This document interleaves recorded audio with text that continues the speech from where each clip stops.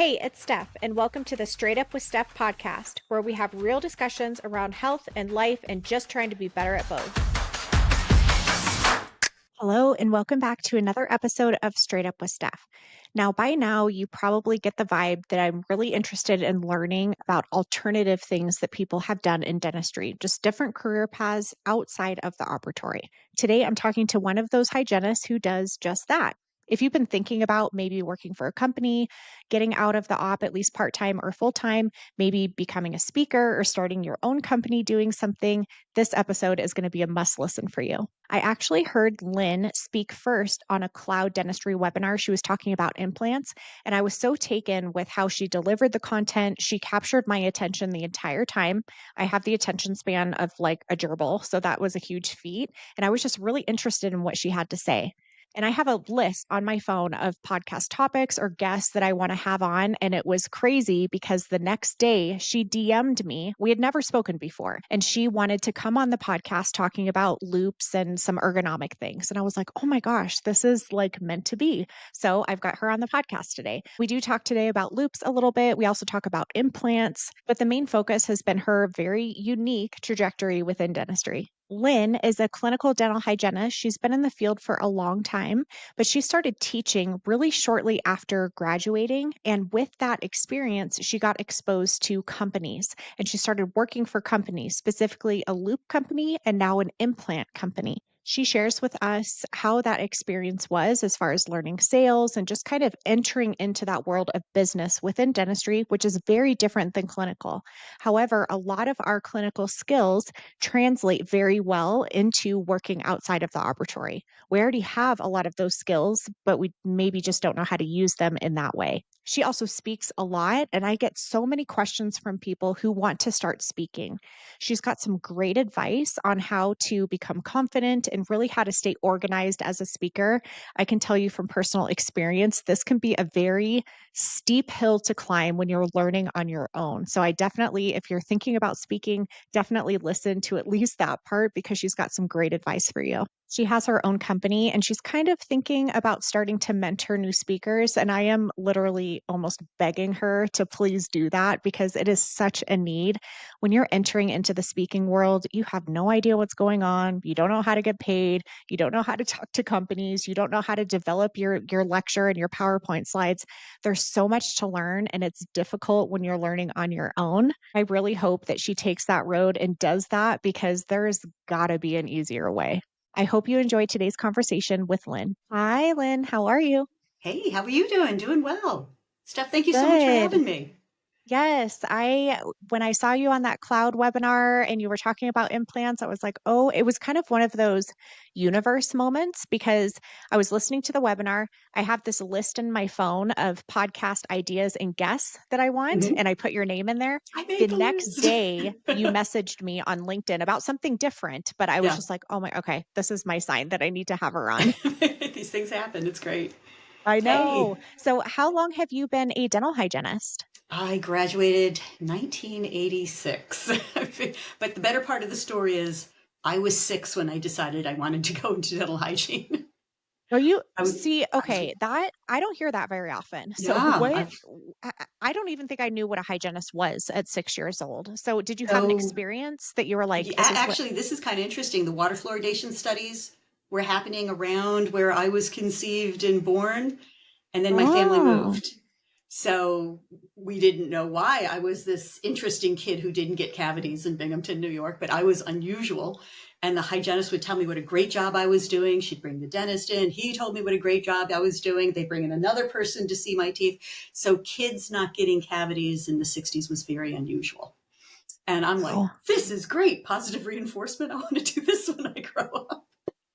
So, That's yeah, awesome. no, It's good that you science. had a good dental experience because you and I know we hear a lot from patients and it has not been the case. So that's really Yeah, cool. yeah. And it was like, made that decision. It was all the way through, no looking at any other options, right out of hygiene school, right into the 3-year program for hygiene. And then you graduate and you got your first day in work and you're like, okay, this is a lot. And my mom was just all over me staying in school. So even though you knew you were going to make a great salary as a new grad, she was like, stay in, keep getting, go for the higher degree. So I did the 4-year program at Jefferson, and Joanne Grenlian asked me to do a master's degree. So I followed Ann Eschenauer's example and went to University of Maryland. So I Right went after you got right your out of, master's? yeah, I Oh, was, oh gosh, I think I was 25, like 25, 26 when I finished my master's. I was the okay. youngest in the graduate program with very little clinical experience and very immature. And, when you go into a teaching position that young, you don't have some of those skills. So my experience as a clinical faculty, it was interesting. It's I just, bet. you're not, there's some maturity you need for a position like that. Yeah. Well, that's a very unique career path. And you've kind of extended that unique career path. Yeah, When no, in your career did you start working outside of the operatory? so while I was in graduate school, they would place you in non-traditional locations, one of which was a juvenile rehabilitation center. I was young. I kind of looked like the kids. They thought I was a good candidate to work the dental department there. They're like, you'll And fit in. these Yeah. these were young girls with rough upbringings. I mean, Okay. rough. And like you would read the med history and the drugs that they had taken. I had no idea what this is. So that was a very interesting experience. I was married to somebody who did promotions. So it was kind of interesting to once in a while I'd be asked to go to a bar and talk about liquor. Like something like, it's like these interesting things that become skills later on. Yeah. And then Maryland taught me about ergonomics. And this in the 90s really wasn't understood at the level we do. We understand it now. And I was learning about performance logic. And if I sat at 12 o'clock and positioned my patient the right way, didn't have to bend over. So I was that instructor in the early 90s, really making my students crazy about, no, you got to use your mirror there. No, you got to move the Yeah. patient's head. No, you need to move your butt. If you're leaning over, move your butt.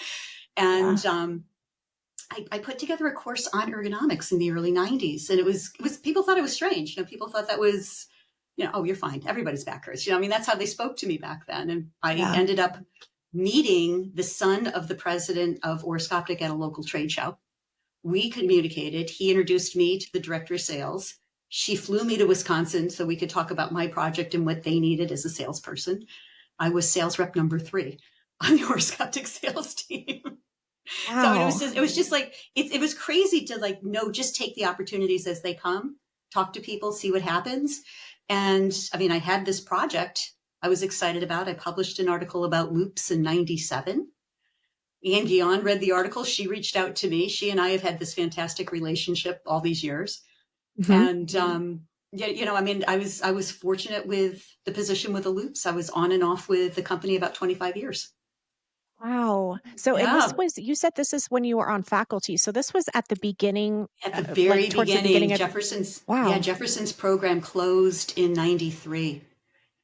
Okay. And you're kind of like, well, now what do we do? And I was talking with Ralph Green and Julie Christoph when they were the people running Oroscoptic, and they loved what I had to offer. And they're like, let me know if you're interested. And I'm working part time. They fly me out to trade shows part time. And one day, Brian McManus says to me, Lynn, you're going to have to go full time, or we're going to have to do something different. And I mean, you didn't even know what you were getting yourself into. I just knew that Yeah. whatever it was I was doing, people were interested, and they always were grateful after they received their Loupes, and they always enjoyed them and were excited about them. That's when you know when things just kind of fall in your lap like Yeah, that. It's like one, it's meant to be. And then also there's a need for it. Obviously, yeah. with you writing the article and talking about ergonomics, there is a need for that. So that's really Mhm. cool. Yeah. And that, what I kind of feel like that's where I've always been, where you're finding the new products, the new emerging markets. And there's always been an interest in, well, what do you think? How is this going to work out in the field? And, my position with Oroscoptic was a long sales career. And it was kind of interesting to see that women didn't last as long on the sales team. I was one of the women who was on the team the longest. And I was one of the oldest. And I was finding that driving 45,000 miles a year. You're getting up at Wow. 6 a.m. and driving 4 hours to get to where your appointments are, and you're coming home late night. Wasn't necessarily agreeing with me, my body, or my marriage. And when Yeah. they changed territories and I was losing well developed territories I had that I grew and asking me to take on a territory that wasn't developed well, all of a sudden you realize, like, this isn't really worth it. And Oroscoptic and Nobel Biocare were under the same umbrella. So the Nobel team would invite me to show Loupes at their events. And Okay. I ended up talking to one of the managers at Nobel, and I'm like, I'm going through some changes and I'm not sure what I should be doing. And that's when she said to me, I have a territory open. Wow. So So then yeah. that's how you started working with them. Okay. Yeah. So I get a So lot of questions, Lynn, mhm, from hygienists in particular that are like, I want to get some or, get a job outside of the operatory, either part time or full time. And for you, mhm. it almost seems like you weren't even looking for this stuff and it's fallen Networking. into your lap. You keep everybody you meet, you keep their contact information. Yeah. You Yep. send Christmas greetings, holiday greetings to everybody. Your touch points with, on LinkedIn, Facebook, just checking in. How have you been? Not trying to sell, not trying to promote yourself, just, hey, what's up? And those relationships over years usually will, they'll be there for you later on. So yeah, So it's really network. It's really important to you work are the a social media master at angle. networking then. I just know a lot of people. Well, that's what it's That's about what though. it's about. I remember when I started my company, I had no idea what I was doing, like Yeah. none. And I had people say networking, like on your own dime, go to these conferences, meet people, and what you said, you're not trying to like sell them anything, you're just trying to meet people, and that was probably the best piece of advice I could have Mhm. gotten early Yeah. on. And I still recognize that how important And it is. there's these great conferences meant for people looking to make that next step, like the evolution. Um, Dentistry's Got Talent has been a fabulous experience for me. These people Oh, I've have you met there, spoken there? I've done it twice. Okay. And, it's fun because it's a lot of people looking to present themselves. And when I did that event the first time, I had only done my presentation on implants one time before. Oh, wow. And they talk about faking it till you make it. Yep. It really it put me at a level where people understood I have this project to present. And the way I was asked to do my first presentation on the implants, I was, oh geez, I was put on a severance package. There were things happening in my life where I couldn't continue to sell. I became an executor. I mean, all of a sudden you realize you've got to stop everything and focus on this task at hand. And fortunate with all the years I had between the two companies, there was some compensation that they offered me to let me get it together and do something else. And I'm calling people and I'm like, I'm not sure what I should do. I'm not up for taking another sales job, but I learned a lot. And I really don't want to go into this type of learning curve with another industry. I'd like to take what I've learned and share it. And one of the colleges, one of the program directors who would always invite me in for the scopes, she and I went out to lunch and she's like, I want you to talk about this at my conference. And, the pay was very modest. It wasn't a crazy high salary, but what it did Mhm. is it motivated me to put the class together. And she asked for 2 hours. And in order for me to explain it at the level I thought I needed to, it should have been 3. But it really Okay. helped me focus in on how to explain what I'd learned about implants. Um, I did Dentistry's Got Talent, but as the next time I presented in front of an audience, that gave me a video. So now I had something I could share with people. That was really a neat experience. Um, the the Do Retreat, the Dental Entrepreneurial Women's Group, Mhm. is fantastic networking. You're always having something that's holding you back. And like last question I threw to the group is, what business card do you travel with? What credit card are you using? What benefits are you taking advantage of?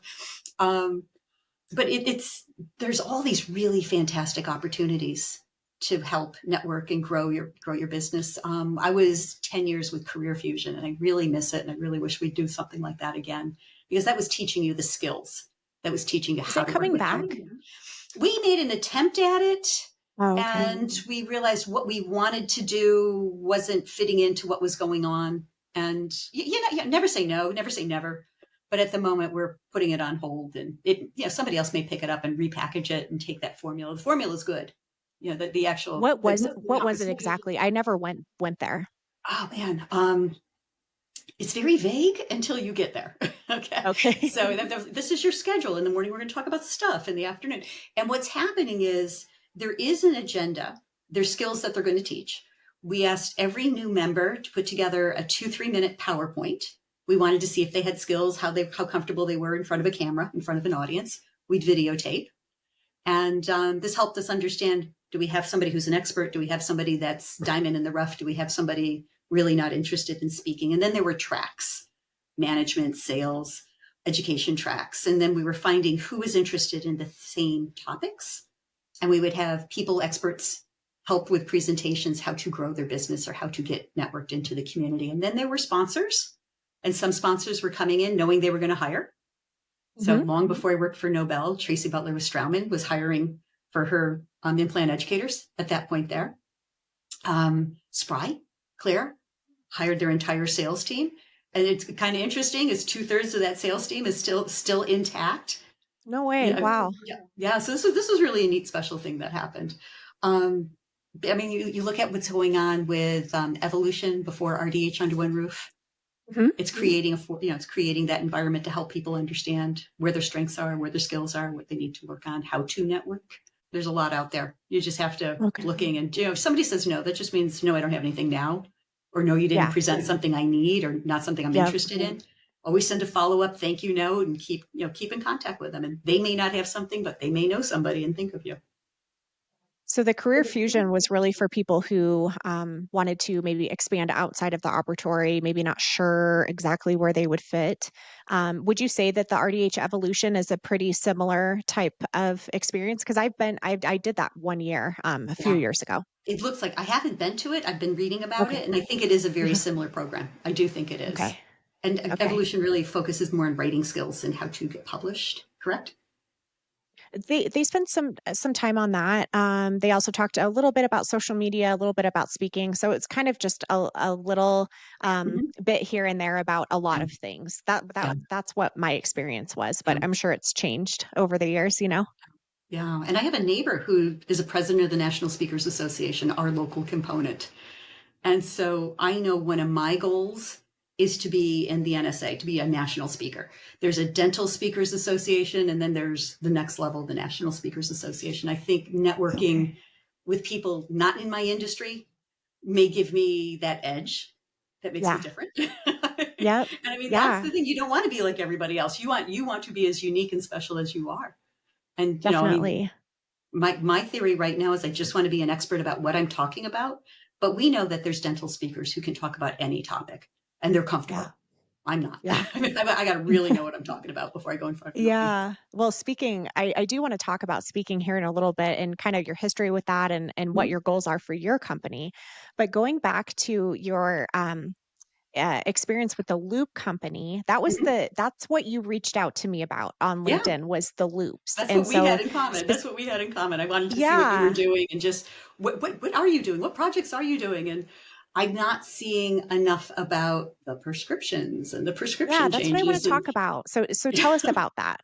so I'm back seeing patients. I am wearing my loupes. I've had to send them in more than once to update my prescription because I'm of an Mhm. age where your eyes are changing. Yeah, And you have people who wear contact lenses and glasses, and their eyes get dry, so they can't always wear their contact lenses. And loupes are expensive. So to have two pairs, one with a prescription and one without a prescription, may or may not be an option. You have people who need a prescription to see near, a prescription to see far, and then those lucky people who need a prescription for something in the middle. The transitionals, the no line lenses, if you point your nose, you will find where that part of the prescription is to see where you are. And you learn how to adapt to it very quickly. Where if you don't understand how to work with the reading glass and you look through the near correction to see far, it's blurry and you can get nauseous. So there's yeah, a learning curve to working with blended prescriptions where if it's a trifocal with a cut line, it's either option A, B, or C, and you learn how to look above or below the line. Um, and how do you match what prescription do you need for the task you're doing? yeah. And so when I originally had my loupes made, I just put the reading correction in the button of the optic and I had a clear distance to see around the room. And now I'm working with computers, which we didn't do when I was practicing last time. So, I mean, that's how long Hmm. it's been since I've seen patients because I worked in industry for so long. So now I need this correction intermediate. And I laugh because I do have a line. I'm lifting up my nose to look underneath the line to read, and it's kind of awkward. Yeah. So And how it's do you weird for make your that? neck too. Yeah, good for your neck. Yeah. Stretch. And so now it's what prescription do you need to see well in the room? And so somebody who doesn't need a correction didn't understand anything I just said.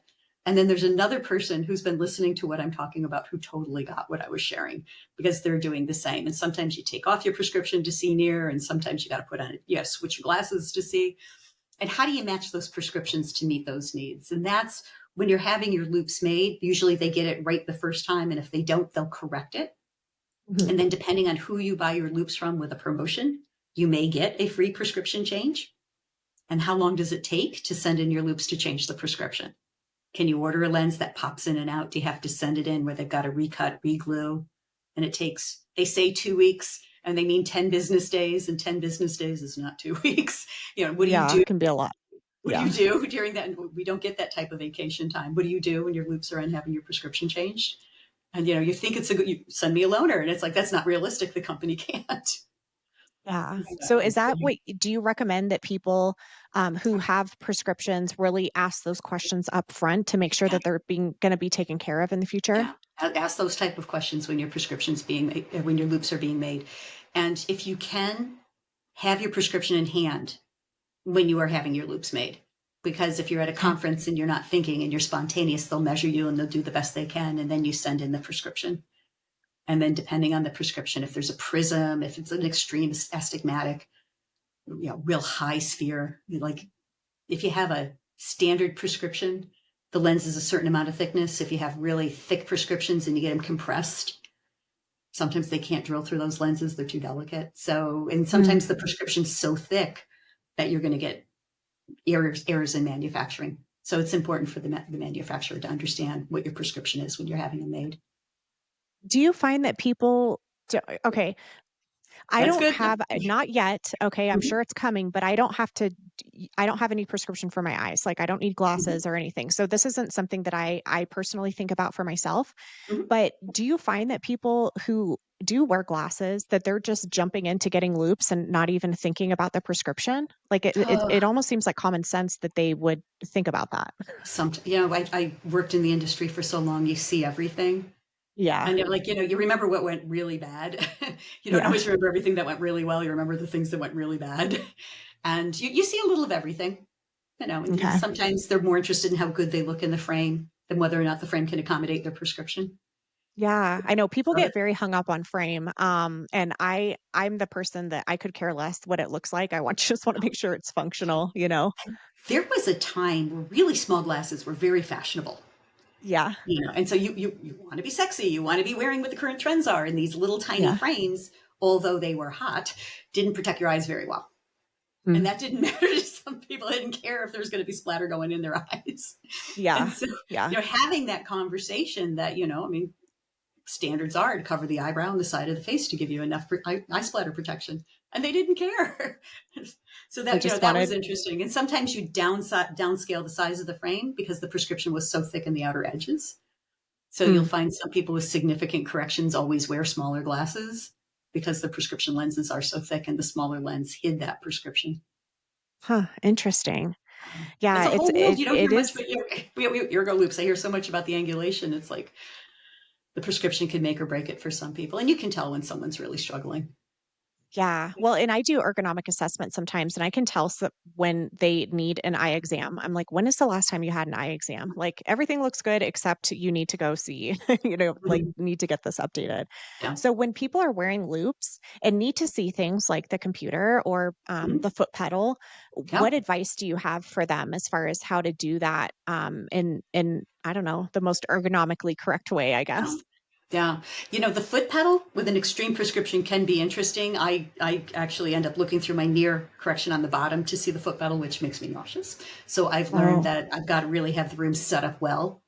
And I'm doing a little okay, more time. soccer and feeling around than looking for it and bringing it in. Yeah. So, yeah. And for me, I've learned I need the prescription to help me see the computer more than out the room, out the window. So I'm now experimenting with intermediate prescriptions as opposed to distance in the top of the lens. So you're almost Mm, like in a fishbowl. You see up to a certain distance well, and if you look out a window, and our office is in the city, so I call the shade down so I'm not seeing that far distance from the high rise. Yeah, it's okay. how do you make the prescription work for you? And sometimes you have to, if the prescription's extreme, work with it more than once. So people just need to kind of be patient with themselves and the process, and if it Yeah, needs to be sent back maybe a couple times to get it right, I mean, that's okay. You wanna make sure yeah. it's right. And that's you try to get it right, get it done right the first time. Um, so usually clear distance near prescription and optic is enough until they need help seeing. the computer. And then you need to work with, are you going to take your loupes off and put your glasses on at the computer? Or are you going to work Yeah, with the computer or the prescription and the optic to help you see the computer? And it depends on how you want to work. Do you yeah, want to wear your yeah. glasses when you're scanning? Do you want to wear your loupes when you're scanning? You have to make these decisions. For sure. Yeah, I remember when I would, I don't practice clinically as much as I would like to anymore. But when I would do scanning, I could not wear my loops for that. I Yeah. would just throw on my safety And glasses. you So don't yeah, need it them. just You don't need them depends for how that. you want to work. Yeah. Yeah. So now you're helping educate about implants. And I Implants. learned, by the way, I learned a thing or two in your course. And I'm like, I bet that there's a lot of misconceptions and confusion about a Oh, lot yeah. of things with Yeah. implants. So what are some of those misconceptions that you Oh, hear about? misconceptions. Implants are not teeth. So one of my favorite speakers is Paul Rosen, and he's like, implants are not teeth. You cannot treat them like teeth. They do not respond like teeth. The way that with osseous integration, if the implant is placed well with enough superficial bone around the implant, and the key is enough buccal bone, and we can go through the placement of the implant with no bone loss in the first year, the trajectory of the implant has a higher prognosis of success.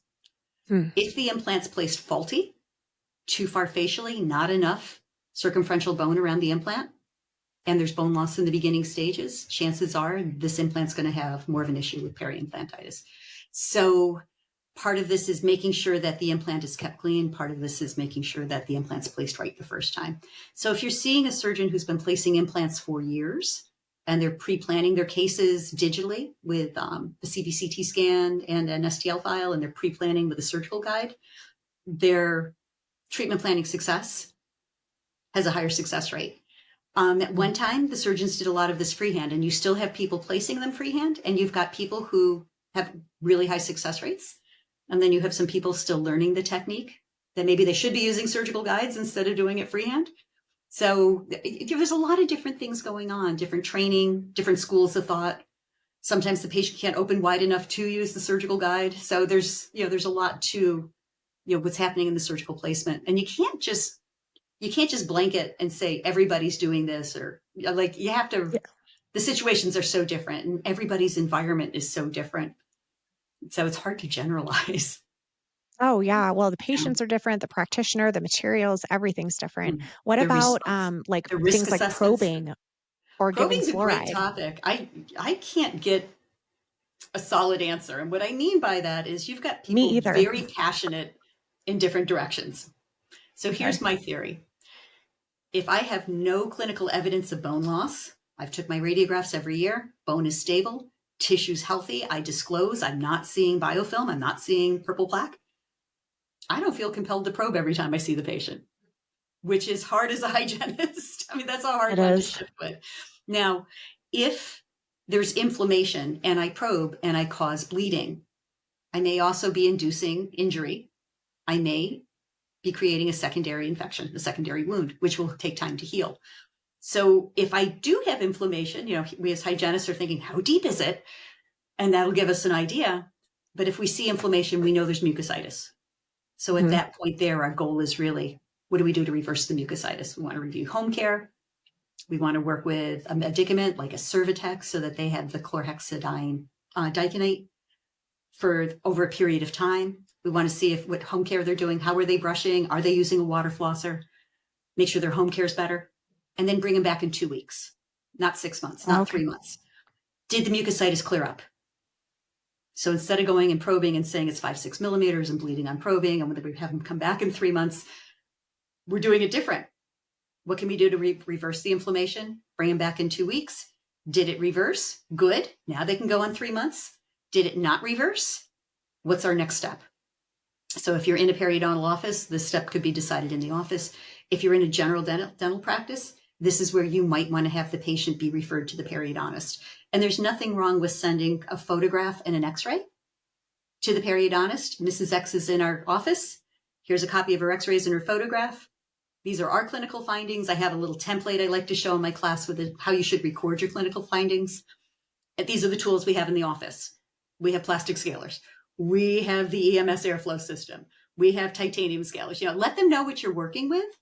We use a cotton pellet soaked in sterile saline. What are you doing to remove biofilm? And the periodontist can make the decision, you're fine, or no, we do want to bring them back. So, Okay. the team effort, work with your specialist, team effort.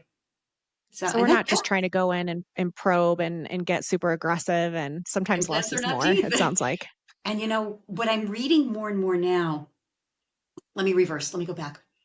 So when I went to hygiene school, and there's a whole generation of us who were told to use a plastic instrument, we now know the implant surfaces have changed from a smoother machined surface to this micro rough texture that enhanced osseous integration. So new implants now have this rough surface.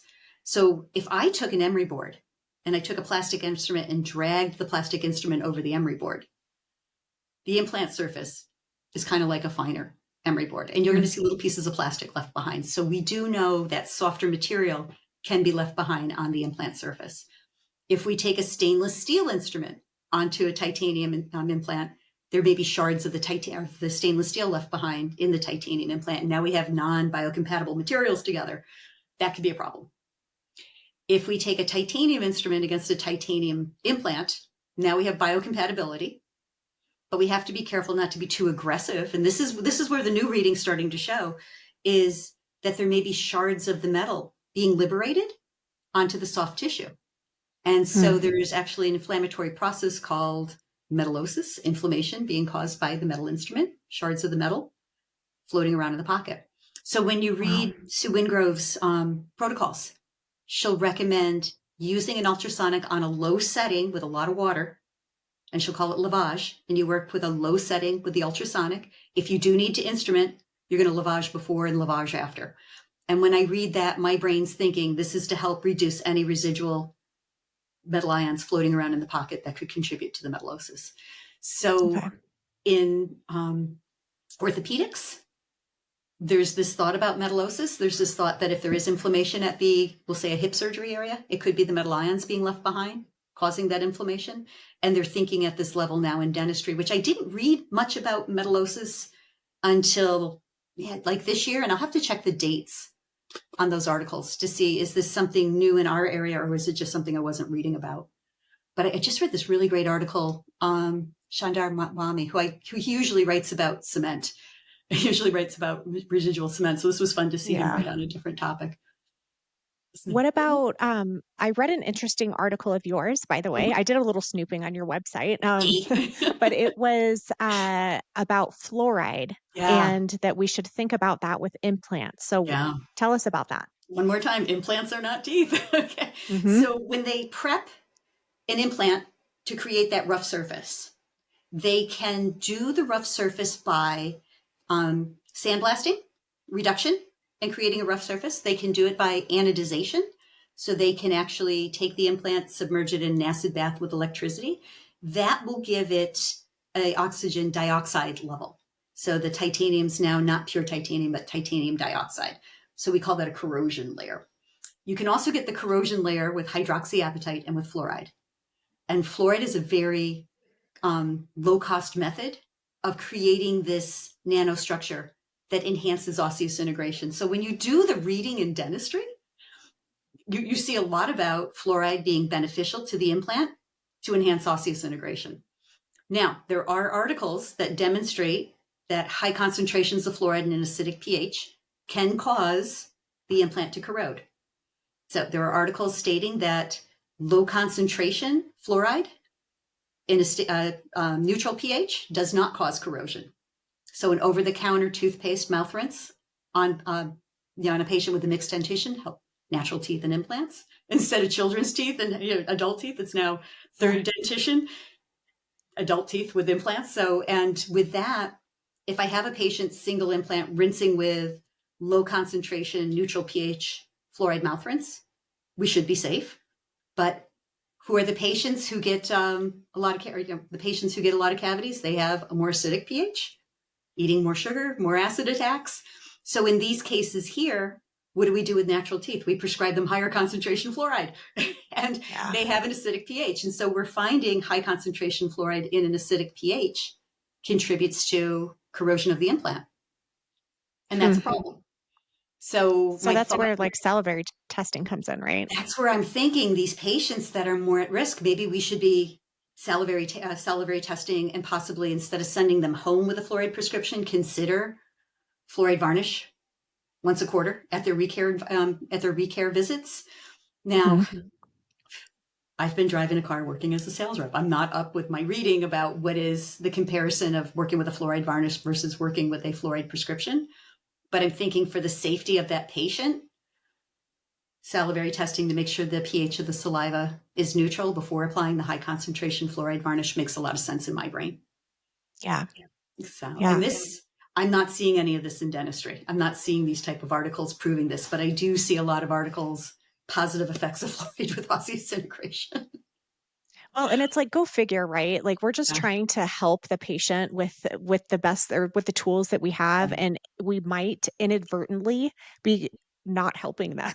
So that's why it's so important for like the article that you wrote, just Yeah. talking about this, also speaking about this kind of stuff. And I know that you speak a lot, and I wanted to talk about your Hey. experience as a speaker because I get a lot of questions from people Mhm. who are interested in speaking. Yeah. Um, it's a Pick a very topic. confusing world out there, but what is I noticed that you speak about a lot of things. What are your favorite topics to talk You know about? what? I've got three topics: implants, ergonomics, because that was the first love, and Yeah. then career alternatives, options in your career and what's happening there. And if you think about it, that's really where my life has been.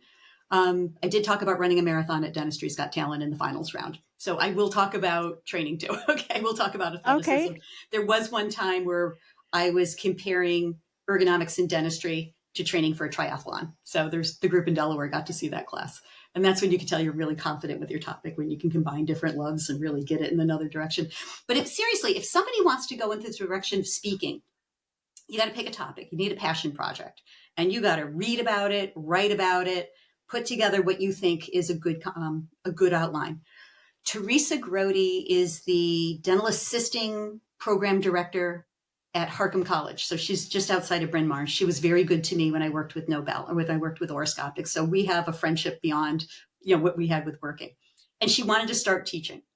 So I asked her, put together a course. Let's do a headshot with a bio of you.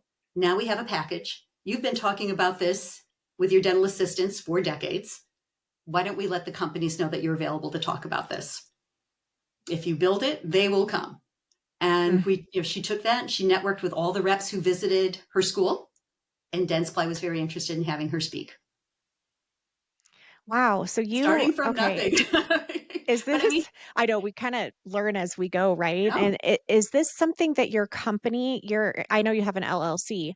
yeah. Is this something that your company does? Like, do you help people when they want to start? Yeah, when I started the LLC, I wasn't quite sure what I was going to be doing because I Okay. was busy talking to insurance companies, and but I knew that I wanted to help other speakers wanting to move into the direction, and so I left my company kind of vague. But with all this experience, who do you know? What's your relationship? Let's look at your one pager. How do you present yourself? What are you doing on social media? If it's all the pictures of you with a solo cup on Friday night, that ain't going to get you speaking engagement. Don't do that. Yeah, I know you look awesome in that bikini on the beach. Don't do that if you're going to be a I speaker, know. you know. So, and it's how do you present yourself and how do you talk with companies? And sometimes I'll talk to a company who's looking for somebody and they'll ask me if I want to do it, and I'm like, I'm not your girl, but I know somebody. And Yeah. so, and it's keeping that network. Everybody is a touch point that can help you move forward. Well, I So, think, me personally, mhm, knowing I would call myself a self-taught speaker, and I mhm, would say there has to be an easier way to learn all of this. Also, not just like speaking and become confident, that's a whole mhm, other thing, but also working with companies, working with the meeting yeah, planners, figuring out how to get paid, making sure that you're getting paid what you're worth. yeah, All of these things when you're on your own, like I was, is very difficult yeah. and it's confusing. So There's a I lot feel of like if this is a direction you want to go in, there is a huge need for this. And we there's really need more transparency with this yeah. whole process. I keep Excel spreadsheets. So every event I book, it'll be all those questions you need answered. Who's the host? There's the difference between the sponsor and the host. Where is the event? What are the times? When should I arrive for setup? When is registration? What time do we start? How long of a break do you want? Did I get to meet with the host and what are their objectives? Once in a while I'll have someone don't talk about flossing. I have another talk about proxy brushes and you'll not so into water flossing. No, water flossing is the best. I mean, I want to find out where they are. So that all goes in my pre-setup. And then where is the event? What is the room set up? Tell them how you want the room set up. Hmm. If I do breakout sessions, I need rows for the classroom. I need round tables for the breakout sessions. Will the room accommodate this? Do we need more space? So it's a whole Excel spreadsheet and I use it for everything. And what I do with it is it starts off all in red. And as I get the answers and I'm confident the answers are correct, I change the color. And if I still Hmm. don't have the answers, they're still in red. And then I present it to my host, to my sponsor. I need these answers. And in there will also be my hotel, my flight, how am I getting from the airport to the hotel, who's picking me up, who am I eating dinner with, and just Yeah. all those details. And then there's a second page and it's who are my sponsors? Are they going to send product? Can I have a rep? Are they going to be paying me? Are they not going to be paying me? So, at this, it's fourth quarter. I just booked myself for something on the 20th. I mean, very last minute. I'm doing somebody a favor. And, I'm reaching out to see if there's any sponsorship. And of course there isn't because all the money's spent in fourth quarter.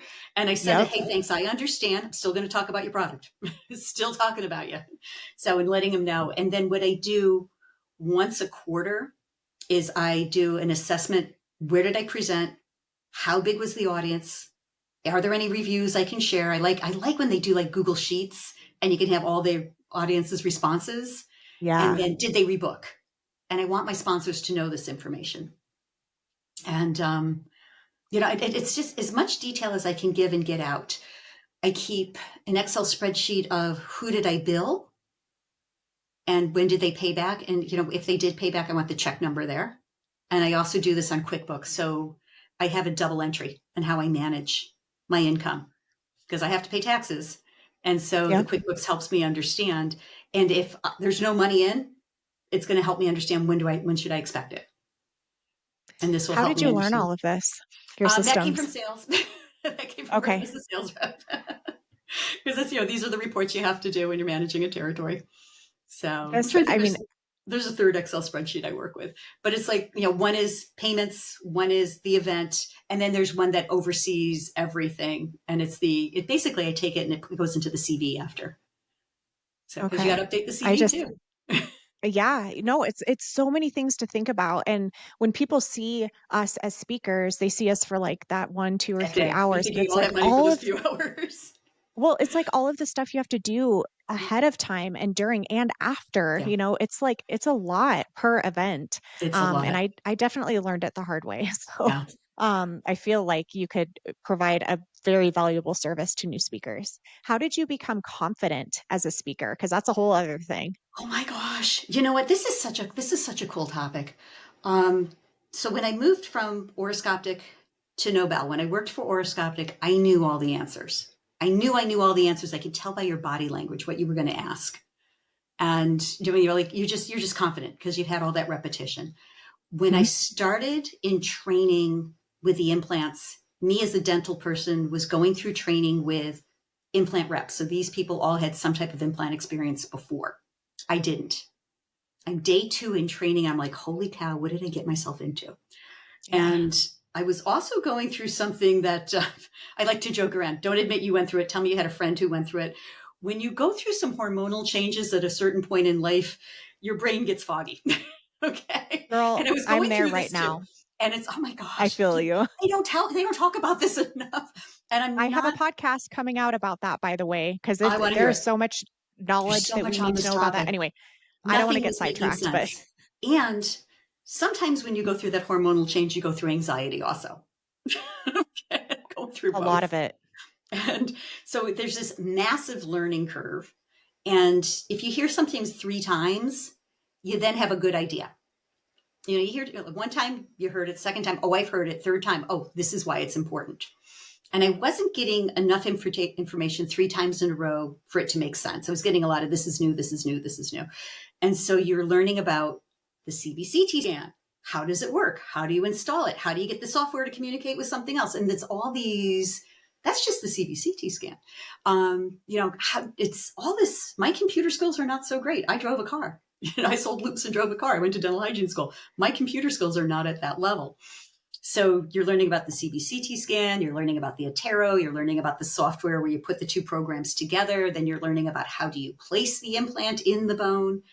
That's a big topic. Then you're learning about surgical guides, and there's dynamic versus static surgical guides, and there's a whole other surgical kit, all the surgical kits, the old program, the new one. I mean, like there's so much information. I was not comfortable. I was in this state of high anxiety, being very obsessed about what I didn't know about. And I would get up at 5 a.m. and I would study before I went to work, hoping to like try and put some connections together.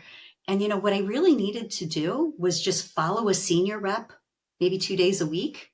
But that wasn't an option because my territory was empty for so long. They just needed a body in that territory. And you're just calling people constantly.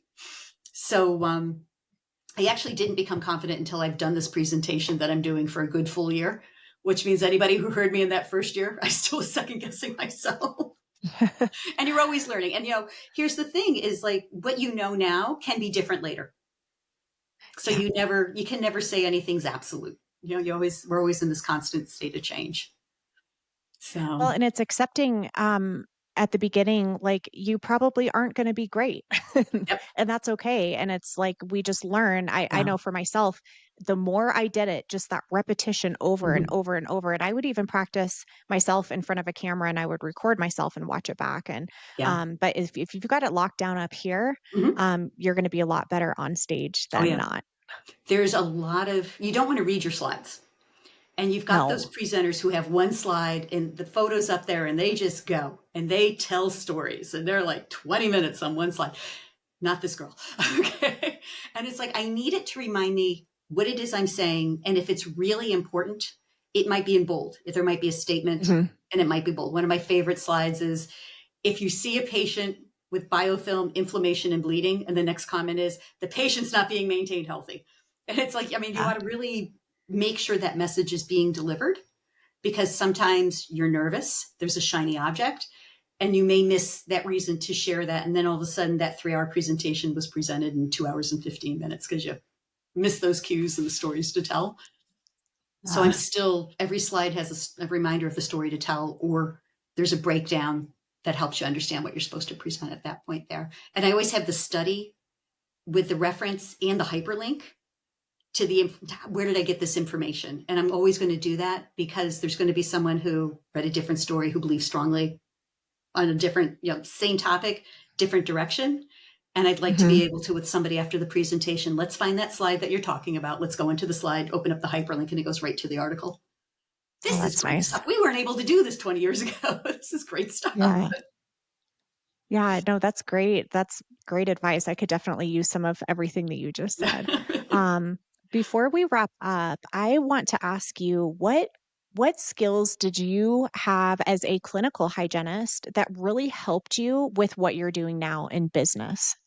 I'm going to do the opposite. My business skills help me become more comfortable talking with my patients, and I can toe to toe and Okay. challenge them much better now than I could when I was right out of school.